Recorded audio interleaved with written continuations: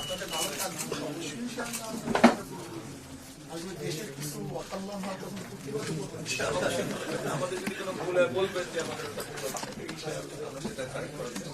আমরা অতীত রাজনৈতিক কালচার আমরা চাই এখন এই যে আমরা আসলেন একটা সবাই কিন্তু এরকম ছিল না আমি আজকে অনেক আগে ওখানে বসার পরে এখানে আজকে তারা বললো যে তার যে পদক্ষেপ খুব আন্তরিক এটি চায় দেশটা করার ব্যাপারে সবাই আন্তরিক হয়ে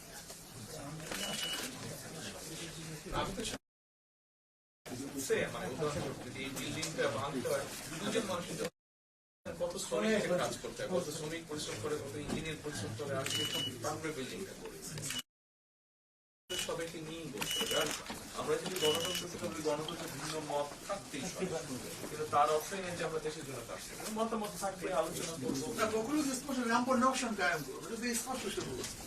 বিভিন্ন মতের, বিভিন্ন পথের, বিভিন্ন আদর্শের মানুষ মিত্র সমাজ গড়ার নামে তো দেশ।